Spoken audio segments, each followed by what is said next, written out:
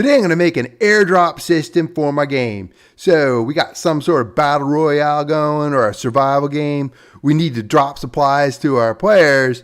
Let's make an airdrop system. So my supplies are running low. Man, I hope something happens soon. What is that? Oh, it's an airdrop. Let's go get it. Bruh, a lemon. Bummer. That's all right. We're going to configure it with different stuff. Weapons, things like that. And we're even going to put a monster in there too, just to keep people on their toes. Let's go ahead and get started. I'm not going to create the actual object in the video. I'm just going to do the coding for it.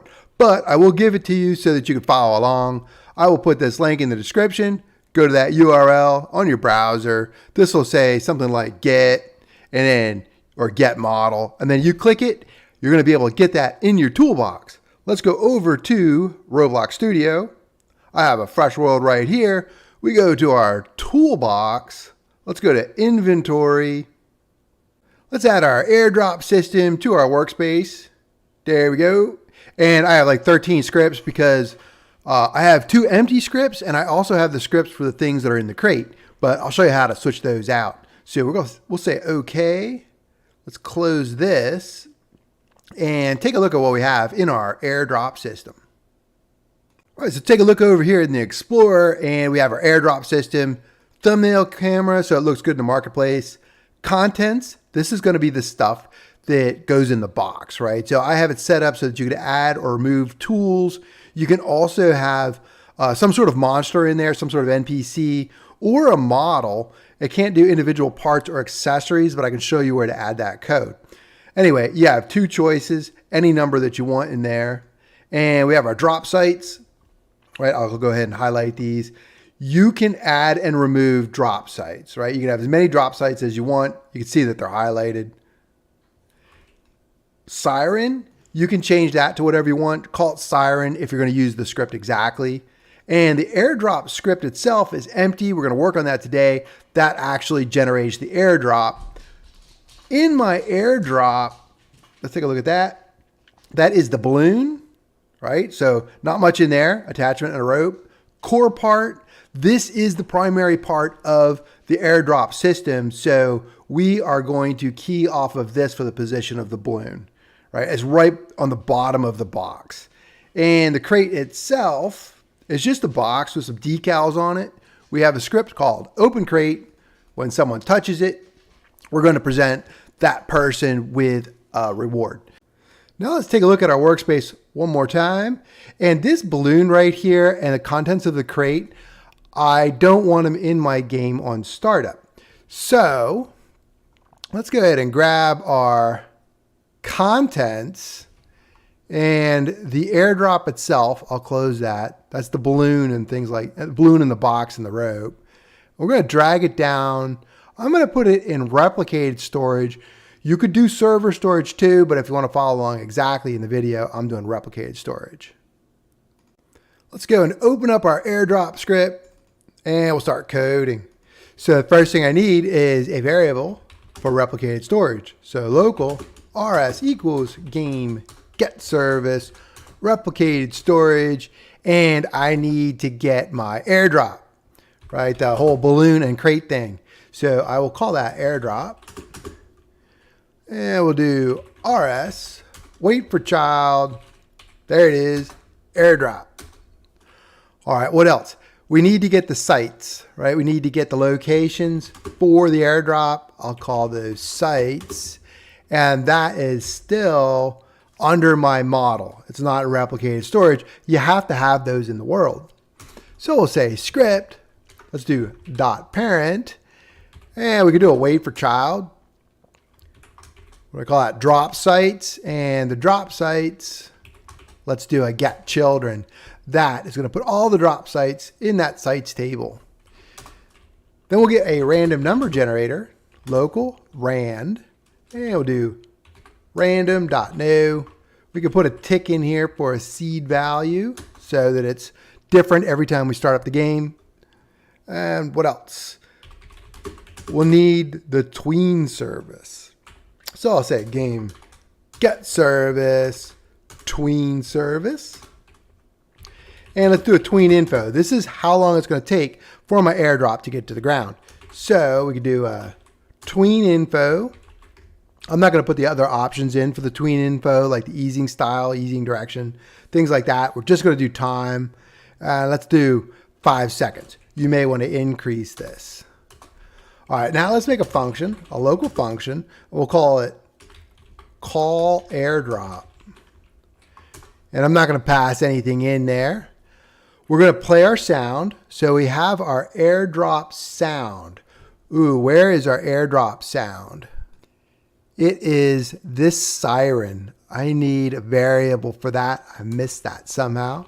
Local, I'll just do SND for sound. How's that?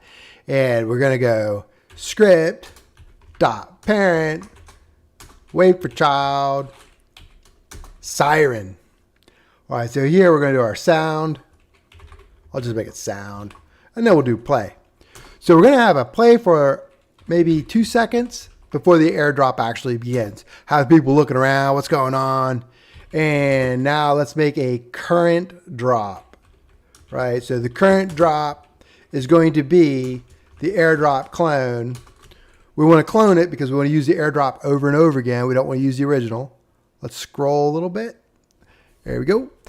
And when we do our current drop, let's make the parent the workspace so we can see it. So it will be in the workspace. I want to get a random site, right? So I'll do a site IDX equals random next integer. That's it. 1 between the number of sites. That's why it works if you put more sites in. We're just going to randomly pick one. And then we'll get our local drop location is going to be from the sites table with the site index that we picked randomly.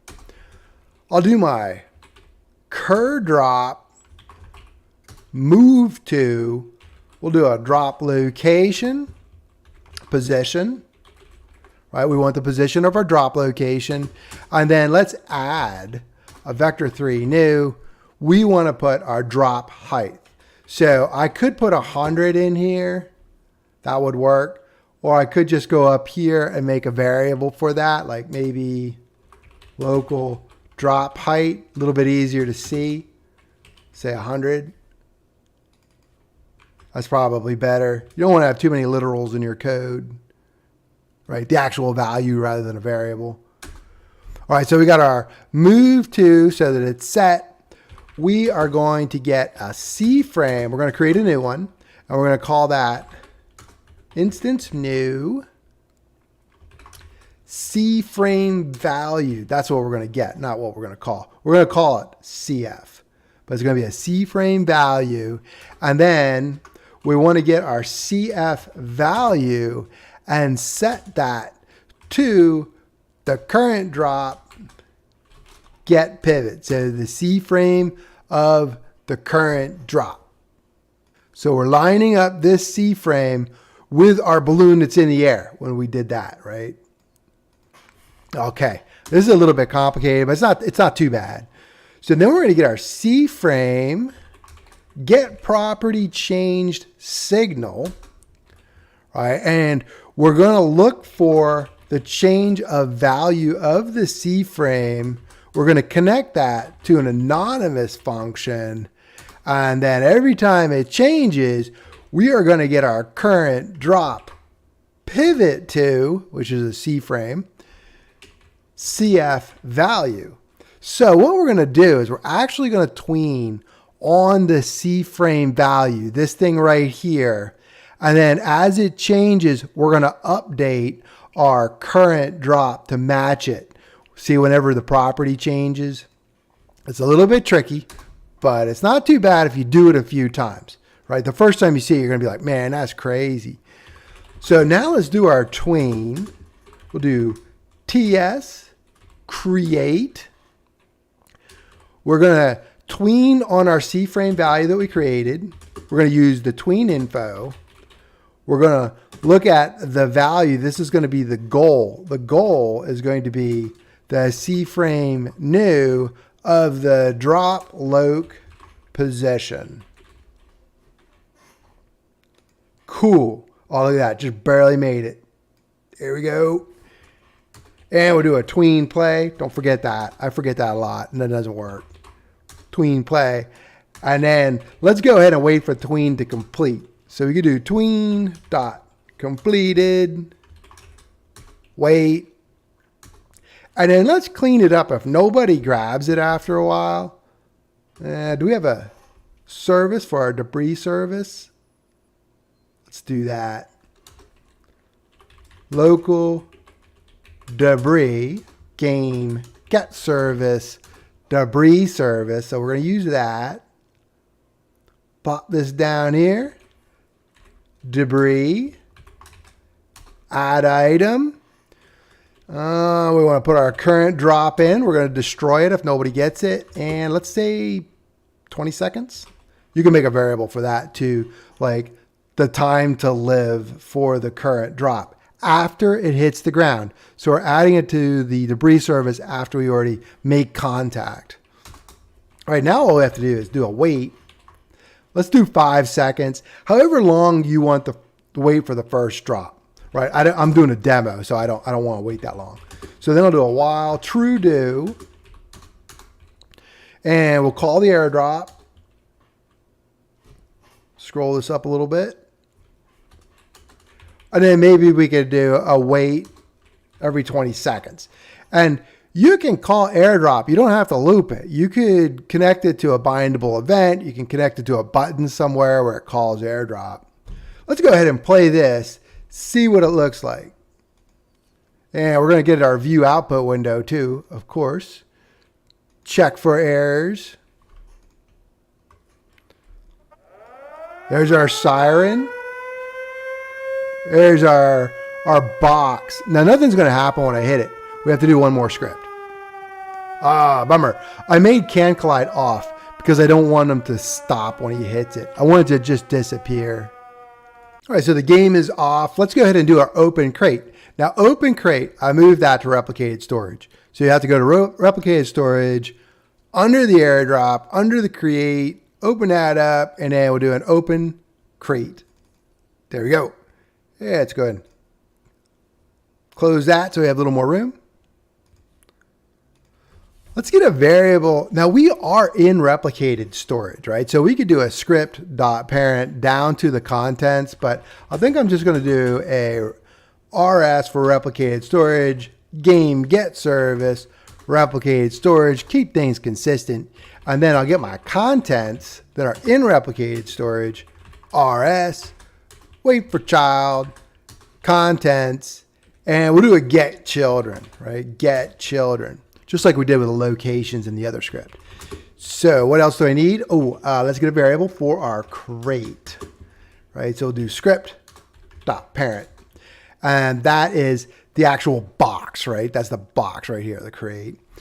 What else? I need my airdrop. So I'm going to say airdrop. I think I need that. And we'll just do crate.parent for the airdrop. I need a random number generator, so we'll do, because we're gonna pick something at random, like a gun or a lemon or something like that. What do we have in there? Let's take a look. Yeah, we have a few things. I got my lemon, I got my pistol, got a zombie. That's good.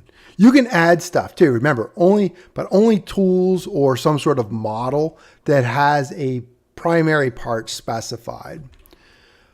Let's do our random number generator like I was talking about before I got off on a tangent. There we go, random, new. We'll put the tick in there to make it even more random. We'll do a local can touch, right? Because a lot of things are going to be touching that box at once when the guy comes running at it. We'll set that to true, they can touch. Let's do a local function on touch function. Other part is the part that's going to touch the box. The box is what I'm putting the on touch on. Let's go ahead and look for a player. We're only going to react to a player. So we'll say local player equals game players. There we go. Get player from character. We're going to take a look at the other part's parent, because the other part might be like a head or a hand or a foot. If there's a player associated, then we'll do this stuff in here. First thing we'll do is we'll turn can touch off, right? So if can touch is off, we need to make sure can touch is on here, right? So, can we touch it? Is there a player? Yeah, we need two things. And then what I'll do is I'll roll some dice, right? So we'll say roll random next integer. There we go. IntelliSense found it. We're going to go from 1 to the number of things in the contents table. And let's go ahead and get the reward. It might be a zombie though, right? So we'll do the contents, roll value, clone, right? We're going to clone it because we don't want just one. We want to be able to drop it more than once. Let's take a look at the reward. What type of reward is it? If the reward is a tool, we'll put it in their backpack, right? And this is where you check to see if it's an accessory. If it's an accessory, you got to add it with a humanoid, doing the add accessories. Probably removing the other accessory first if there's one in the way. We'll do a reward dot parent is going to equal the player dot backpack if it's a tool, right? So what else? I'm just doing an else because we only have two things. So this is going to be the zombie situation, right? Or the NPC of some type. We'll do the reward parent. Oh, that's just going to be the workspace. We're going to let loose a zombie. And then we're going to say reward. We'll do a pivot to just to set the C frame. Pivot to the crate get pivot. Oh my gosh. There we go. Get pivot. No, that's it. I didn't do anything for the accessory. All right, then we'll get the airdrop. I think what I'll do is I'll make the parent nil so it kind of disappears, but it might take a few seconds to get all that stuff cloned, and I don't want to get ahead of myself. So I'll just wait a second before I destroy the airdrop. All right, now we got to make the crate so that we can touch it. So is it the crate dot touched? That's all I want. Connect on touch. Get rid of those two extra parentheses that Roblox always puts in there. All right, now we should be getting stuff. Let's go ahead and try it. This wasn't quite as short as I wanted it to be, but a lot shorter than if we built that balloon and added a rope. Here it comes. Let's check this too. Output. Oh, look at that. We got a sword. Sweet. I'll pause it for the next airdrop. We'll try another one. All right, we're getting another airdrop.